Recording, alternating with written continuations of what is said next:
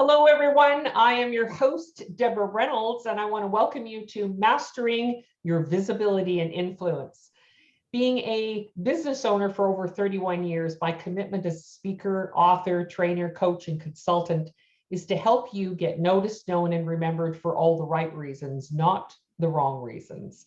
And putting this summit together with these amazing experts was for the sole purpose of supporting you with the ability to stretch yourself, boost your confidence, and to help you realize that you have extraordinary gifts to share with the world. And these speakers that I've brought on, literally, they have gold to share with you. And this gold is going to help you to get noticed and known so you can actually reach your prosperity potential and flourish. And with that being said, I want to welcome Jeanette Martin. How are you doing today, Jeanette? I'm so honored to be able to chat with you and share some of my wisdom about social media and how I love it. This is such a great topic, and you are the person who's a master at this. So tell us a little bit about your background and what it is that you do, and share some amazing content with us. Thank you once again. I am a Jeanette Y. Martin. I love putting my middle initial in there because why not? It sets me apart on the social media platforms, especially on LinkedIn, if you go to find me, because there's about 6 or 7 Jeanette Martins out there in the industry, and I love to set myself apart. That's how I make myself visible in one way. My company is MYBC Consulting, and I do live in the town area of the township of Langley called Aldergrove. And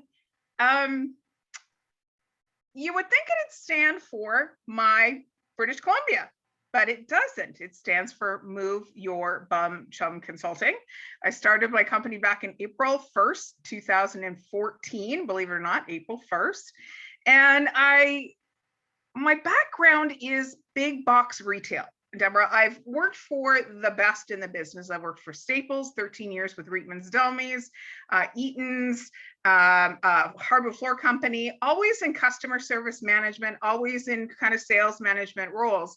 And when I kind of hit the big 5-0, and that's 7 years ago, if you do a little bit of math, I came to the realization, it's like, what do I want the back half of my life to look like? Because I plan on not retiring because I just love life and connecting with people. So I went, I know what I can do. I came into a little bit of money in a settlement, and I went, I want to help people with big box thinking, but help the small box retailer, help that person move their business through to that big box. Like, how big do you want to think? So when I started my company, the first thing that I did is I sat back and I looked at social media from a customer's perspective. I have to tell you, Deborah, the downfall of some of my jobs was I'm not a tick a box person. I just am not. Here's the form every day. We got to fill in these tick boxes. So I sat back and I thought, okay, so how is a customer receiving what others are putting out there? How are they picking up the gifts that people are putting down, or whatever the person is educating about? How are they behaving? And I was thinking about it, like, I looked at the professionals and I looked and went, okay. I went onto LinkedIn and I saw how people were using LinkedIn and how I was going to receive, or how I was receiving their message. And then I went on to Instagram and okay, that's how Instagram is all about. Then I sat back, what's Facebook all about? Okay, when people are communicating and connecting, okay. And then I went on to Twitter, and of course, the first part of my years in business, Twitter was a little bit tenuous, but sat back and really learned what Twitter was all about. So I went, okay, that's a tool, that's a tool, that's a tool, that's a tool. And went, okay, how am I going to formulate with what I want to communicate out there, my big box thinking to the small box retailer, and started getting really clear. And there's something that I do with all my customers, and you've had the pleasure of being briefly on one of my sessions, and that's your W5 story. I sat back and I went, okay, Jeanette, what's your W5 story? And by what I mean by W5 story is, what is your who? What is your what do you do when you're wearing that who? Where do you do it? And by that, I mean, maybe in your office, on Zoom, wherever you do your greatness. When do you step up in life and why? And I sat back and I did all that. And I went, okay, I wear this who hat, this who hat, this who hat, this who hat, this who hat. And I do this, and I'm going, okay, I've got clear what I'm going to be giving out to LinkedIn, Instagram, Facebook, and Twitter, with the intent of having people align. You know, Deborah, it's so much easier in life if we can have that first bit of alignment together with our story, and then we go deeper into relationship. So I sat back and I learned this, and then I started putting it out. I started putting out who I was, and I put out content based upon the mindset. Deborah, did you know there's different mindsets of the receiver of your gifts on the different platforms? Did you know that? Yes, I knew that, but you know what? You're the master at being able to really discern what that is and sharing with our audience. So we're excited to hear about that. So what it is LinkedIn is inquiry based. You never hear anybody say, oh, I went down the LinkedIn rabbit hole today. You never hear anybody justify going on to LinkedIn. Inquiry based. Who can I connect with? How can I get smarter? Where can I take my expertise and plug it into somebody else's comments? Oh, I've read something interesting. Oh my gosh, that aligns with me. So how can I share this on to my network? How can I inquire about what that person's greatness is? How can I get into that person's direct message? And I call the direct message the new office. The new office, when you have that private conversation. Remember, Deborah, when we go shopping with ladies and they get us into the dressing room, they've done all the hard work on the sales floor to get us the pair of pants we want. But once we're in the dressing room, they can be throwing things at us left, right, and center because they've built that relationship with us on the sales floor, got us into a closed room, and they're building even bigger relationship. We can always say no, but that's what I kind of think the direct message is. And that's where all the magic happens. It absolutely, and especially on LinkedIn, it's so inquiry-based. It's so interesting. It's an opportunity for you to find the companies that you want to be informed about, the groups you want to be informed about, the areas. Like there's so many great filters to be able to get it done and get it done very quickly, and to build your visibility. I often say LinkedIn is your living, breathing resume. It's not a set it and forget it. It's a set it, update it, tweak it, utilize it as your link to your audition reel. I was just having a conversation this morning with a fellow. He's very well liked on LinkedIn, and he's not really getting a lot of business and business support, meaning sales. And he says, Jeanette, I'm doing this podcast, and I'm doing this video vlog, and I'm doing, I've been featured in this person's magazine and on this newscast. And I said, I'm going to show you a secret area on LinkedIn that people don't realize how they can use it. And we quickly shared screen. I went, scroll all the way down, and I'm going to give you guys a little hint right now. And it's the publication area. If you go all the way down to the bottom and where you can add your courses or patents or, test scores in there, there's a section called publications. Well, I was using it when I had been featured in a magazine. There's Coverings Magazine, which is a flooring magazine. I've been in it 5 times or 6 times over the last couple of years. And I took the URL, plunked it in there, typed up what it was all about, linked it back to the article, the electronic magazine, tagged in who interviewed me. And there was, so people could see I was visible that way. And then this past 6 or 7 months, I'm like, oh my gosh, girl, you've been on this person's podcast and this person's vlog, and you've been interviewed by this person. I went, every single one of them has their own unique URL. Every time you do anything, post anything anywhere on the interweb, it creates its own unique URL. So I started pulling those URLs, especially the ones that I bet that there's a video, much like what I will do with this one later.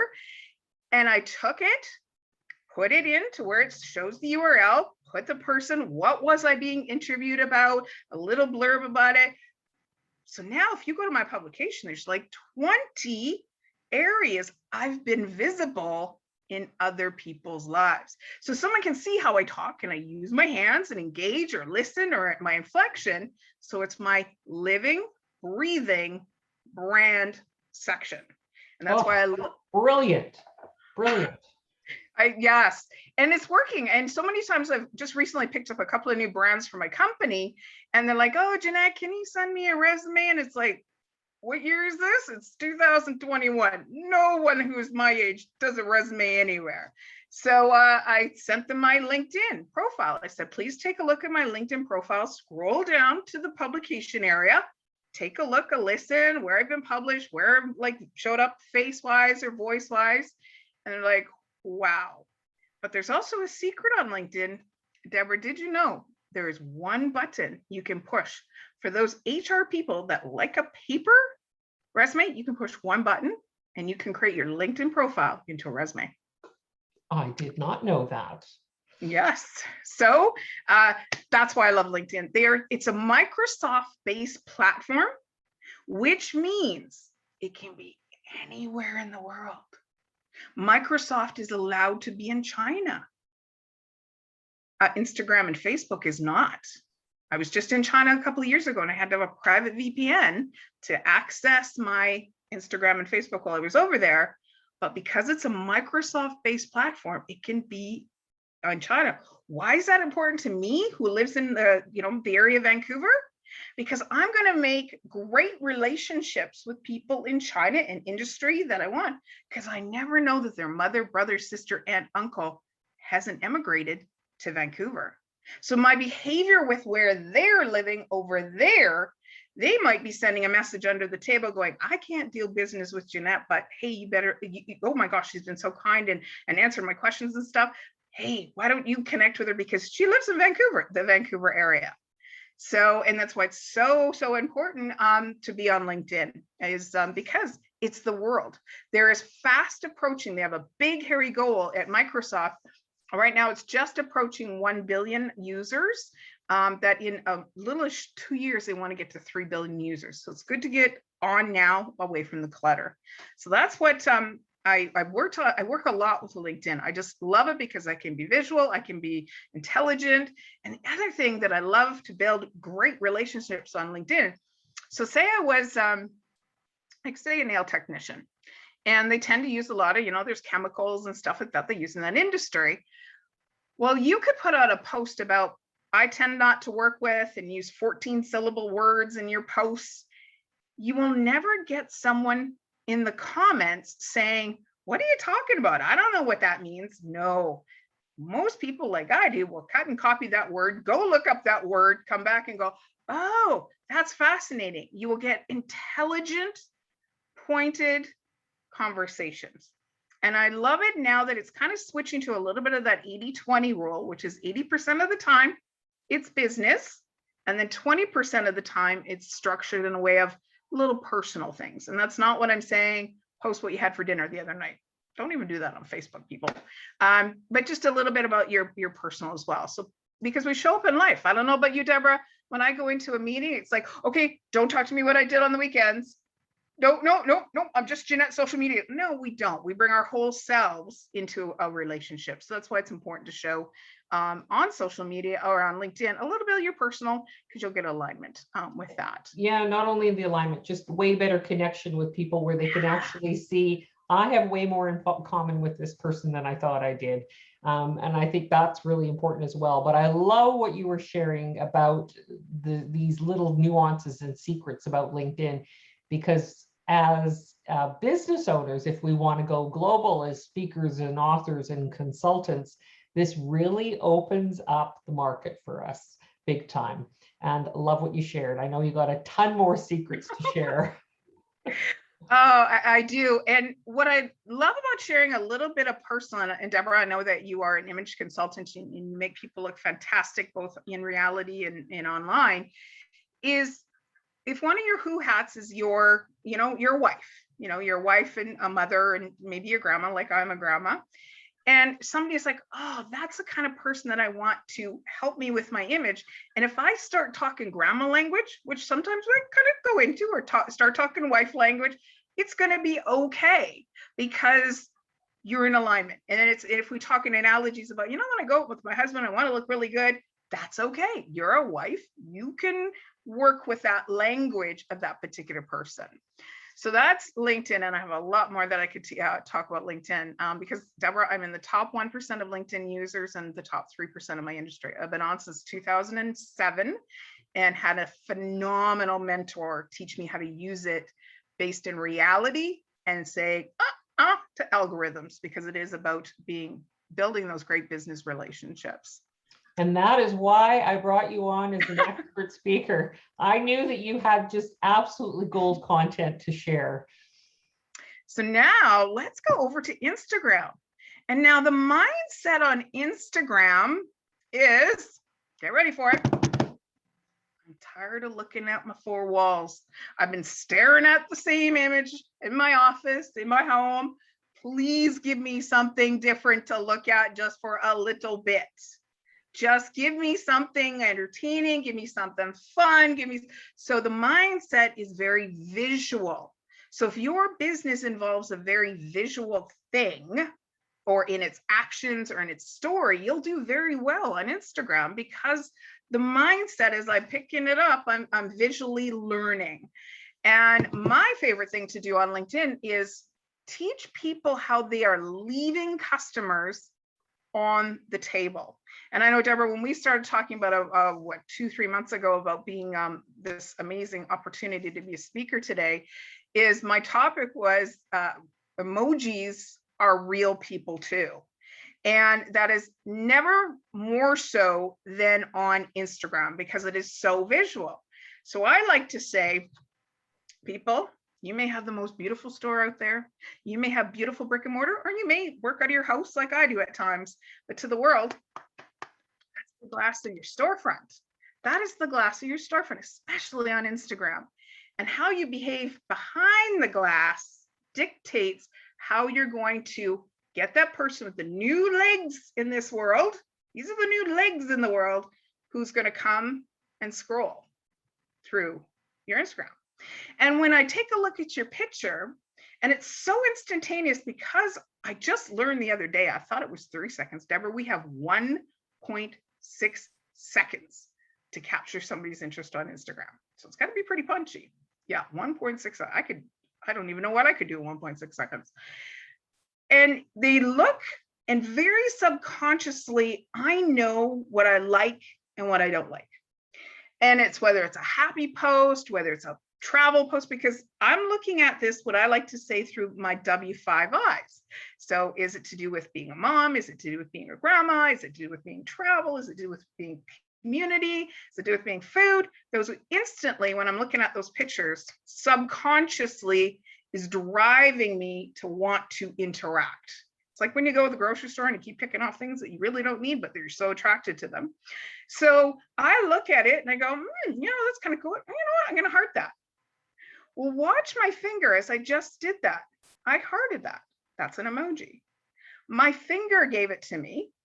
My finger gave it to you, but my finger is connected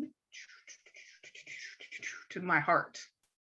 So by looking at all the hearts, like we can go over the hearts and we can see that Sally gave me a heart and Sam gave me a heart and Jeanette gave me a heart and Deborah gave me a heart, and look at that particular person's profile and go, wow, yeah, that's why she liked it. There's a grandma post on a grandma post. And if you come back and say something as simple as, wow, thank you, at Jeanette Martin, for giving me a heart on that post about fill in the blank. Thank you. Drop it. I get alerted. And I go, oh my gosh, they recognize my 1.6 seconds that I exchanged on their behalf looking at their stuff. I don't know about you, Deborah, but when I get said thank you to, it spurs me to want to do something again, because that's a good feeling in life when somebody says thank you, not thanks, thank you. So I get alerted and go, oh yeah, why did I give a heart on that again? It was so quick. And it's like, oh yeah, you're so welcome. I love posts about grandmas playing in the park with their kids. You have that visible. I start to become visible on that person's post. I start to become aware You're so right how we don't pay attention to some of those things because we're busy and it just takes a few seconds, but really we have to schedule it in our calendars. Yep. There has to be a process or a system attached to that where we create a habit. Tell us a little bit more about that.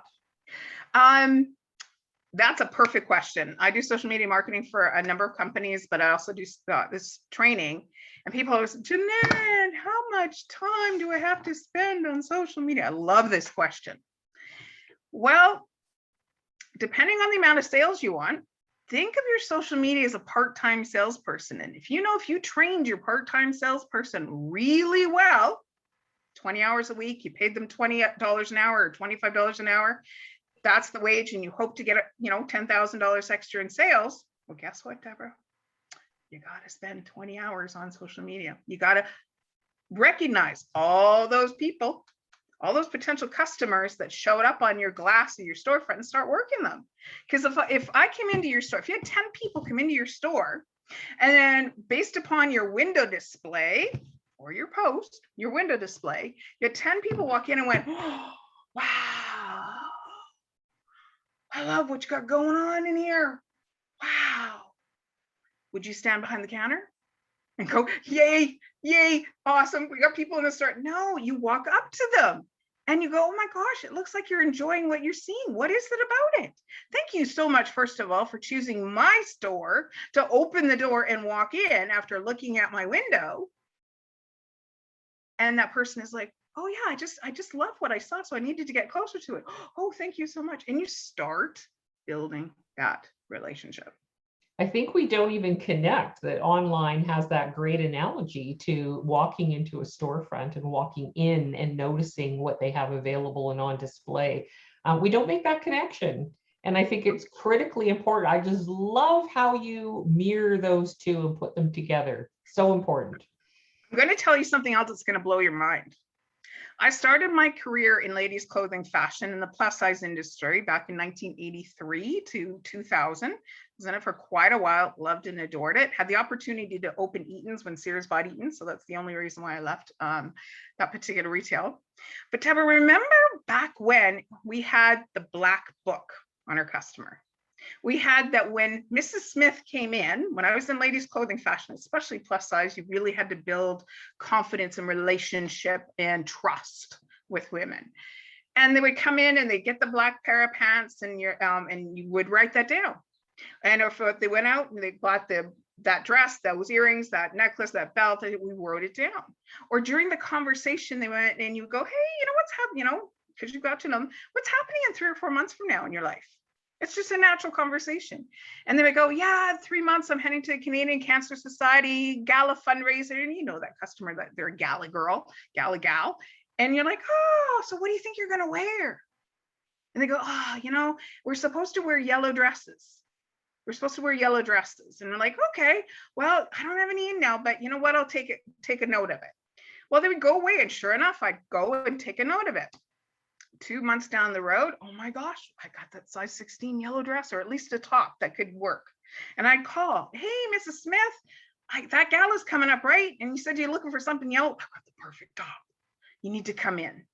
And they're like, wow, how did you remember that? Well, that's the sign of a good. So you come in and the lady probably bought it, even though maybe didn't look great, but she was so impressed. Well, now, Deborah, guess where I leave my black book? Oh, that is so beautiful. I love that, Jeanette. So I leave my black book. I like good coffee. I like good food. I like to travel. I like art. I like to volunteer. I like to connect with people in my community. I leave my life black book in pictures or stories. So if I'm a customer or I have a coffee company and I use the search on Instagram and put in the word #coffee or #coffee lover or just put coffee, and my profile comes up because I've used those words in my profile, and they look and they go, I could see my coffee in that coffee maker. I could see, but you don't jump in like that. You jump in, and I just learned this from a billionaire in Australia, brilliant marketing person. Thank you, COVID, for connecting people in my life from around the world. This is what he does. Here's my little gift of purchase with Instagram. He will go on and he'll find a picture that aligns with himself. So me, I'd be like volunteering, and I want more volunteers for me. I'll go on and go, oh, volunteer. And I go, oh, great shot of you volunteering. Stay in touch. I have the last word. I have the last word, but I've showed up. I've made myself visible on their profile. So now they'll say, who the heck is this Jeanette? All of a sudden putting something on my picture. I don't know no Jeanette. They will click on my name and they will see all this. Oh, she volunteers, she volunteers, she volunteers, she volunteers. Oh my gosh. That's why she showed up in my life. She's seeing me for what I like to do and aligns with what she likes to do. We leave our life, our black book on what I love and adore in life on Instagram. Oh my goodness, girl. Such great content. Thank you. You're very welcome. And Facebook, oh my gosh. Well, we all know Facebook in the last, well, since I started my company in 2014, has kind of went all over the place. And for 4 years was kind of a little scary place for a while because it was very negative. But something that you need to be aware about Facebook for the algorithm is, guess what? They feed you what you interact on. So meaning if you start putting negative little comments out there, even a few, they're like, we got somebody who likes negativity. We'll make sure her feed has got lots of negative stuff in it. If you put out gratitude, if you put out happy thoughts, if you put out good thoughts or tagging other people about their greatness, guess what? Facebook feeds you that kind of content. So I'm in control of what I want to see in my main feed. Facebook's mindset, my mindset when I go onto Facebook is warm and squishy. I want to know if my life is better than somebody else. I want to know if I'm feeling poopy. Can somebody on there make me feel less poopy in this world? I want to feel warm and squishy. And that's why business pages right now are a little tenuous unless you go into the Facebook ads, and that's not me. And if you want help with that, I've got a bazillion people I can direct you to that. I know what I do good or do well. I don't do grammar well, but I do well is Facebook ads. But this is why Facebook groups are doing so well. Why? Because I made a group and I curated people into it. I curate and I can put a loving on these people how I want to put a loving. I can build private relationships within these groups away from the clutter. And you can tag groups now onto your business page. So my analogy for this is we have a Nordstrom's now in Vancouver, yet to be there. But you go to Nordstrom's, and in Nordstrom's, Deborah, there's separate boutiques, right? There's like the high-end designer, and then there's your housewares, and then your perfume, and then there's your makeup area. Well, all of a sudden, if you gravitate towards that inner boutique, that you will get a better love input on you because you're spending more time, and they have a cash wrap there. They don't want to take you away back to the big cash wrap. They can now boutique you in there and make you feel special.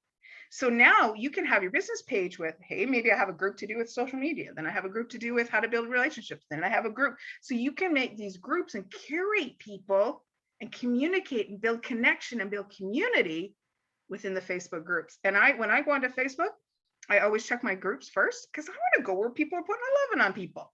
I want to go where it feels good.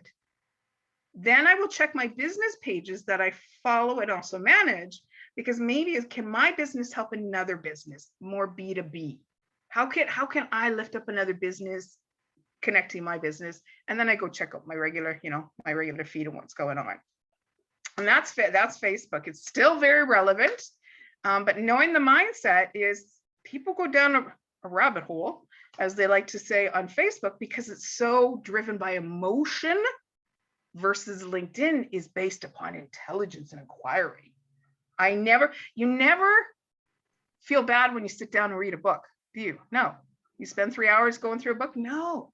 That's like LinkedIn. But when spending 3 hours binge watching on Netflix, you kind of feel, unless it's a good documentary, which is what I love about LinkedIn. So are those the three primary ones that you tend to promote clients with or recommend, is the LinkedIn and the Instagram, Facebook, or how would you navigate some of the other platforms? I love Twitter. Twitter right now, because again, did you know it's Microsoft based? So it can be anywhere in the world as well. And I love Twitter is the sixth most used social media platform because two reasons. Number one, it's used as a director. So I've got a blog post. I can put my link to the blog post. So to direct traffic back to my blog, back to a website, back to a Shopify, back to LinkedIn. So it's a nice little director. Also, a little analytics here, 70% of Twitter users are men. Facebook, that's about flipped, and it's about 70% are women. Instagram, about, I would say 60-40, 65-35 women to men. LinkedIn is 55 men to 45 women, but Twitter is 70% men. So if your business wants to do with men, you're going to find your men of intelligence there. And it's a great way to start a conversation. And I'll give a great example. My sister is an international school teacher, was over in Beijing, and she had a climate change section she was doing for her science lab. And one of her grade 7ers found this president of Spain's Twitter and he's very much into climate change, and started an amazing dialogue with the president of Spain on Twitter. So if you want an intelligent conversation, looping in some experts right away, and both on Twitter and LinkedIn, nobody gives their voice away. So if I take Deborah Reynolds into Twitter, I'm not going to get Deborah Reynolds people. I'm going to get you to answer the question. But on LinkedIn, or on Instagram and Facebook, I may get your people that are managing your page. So it's real people, both on LinkedIn and Instagram is what I find. LinkedIn and Twitter. So I love Twitter as a great source of director. And also quick headlines. What's going on? What's going on? What's going on? Yeah, I've actually had people in Messenger going, am I talking to the VA or am I talking to Debbie? And I'm like, no, you're talking to me, Debbie. So yeah, absolutely. Interesting. Very interesting. Anything else you want to share with us today, Jeanette? Please walk your truth. Use these platforms with great intent. My program is called the Lifting Up System, which stands for LinkedIn, Instagram, Facebook, and Twitter. And you'll see on my LinkedIn page, the bracket is the ING. Be very intentful. Do everything with great intent of lifting up somebody else, of being just your best version of yourself. Don't be coercive. Don't be calculating. Don't be manipulating on these platforms. Do remember your networks. And that's how I met Deborah, I think it's about 3 or 4 years ago. We realized we lived in the same area until you moved away. We figured out we knew each other. Is remember to bring in your networks, tag them in. And I'm talking your community, your organizations, bring in other people and say awesome, beautiful things about them. Because as soon as they say, oh, Jeanette, we love having you as a member of whatever, my credibility instantly goes up. That's how I become visible with credibility. And the last is remember your goals. Are you conscious? Do you want to build great relationships? Do that. Do you want to just educate? That's your goal. Just do that. If you want, be really clear and know that when you work together, goals together, life is so much easier. Life is so much easier when we work together and we're lifting up other people. Because I don't know about you, I'll turn around and I'll lift somebody else up when somebody lifts me up, both in reality and virtually. And that's why I wanted you on this summit, because you are a person of character, a person of integrity. And I know, Jeanette, you have some wonderful gifts for our audience today. Tell us a little bit about that. Well, I would love to get to know you better. And the way that I do this is through a 1 hour, what I like to call a W5 session.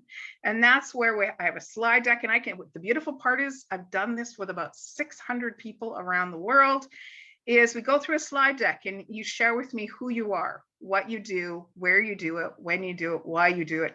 And during that, or by the end of it, you'll have a very clear picture on how you're going to share your unique W5 story out to the world to be able to leverage its uniqueness and bring customers, business, your community to you. And I would love to do this because you know what, Deborah, you know what the gift is for me when I do these? I put a whole bunch of who's in my life. So when I hear that, oh, I'm looking for an image consultant who's a wife and lives in Kelowna and loves to drink a little wine, I go, I know who I'm going to connect you up with, because you've shared your who story with me.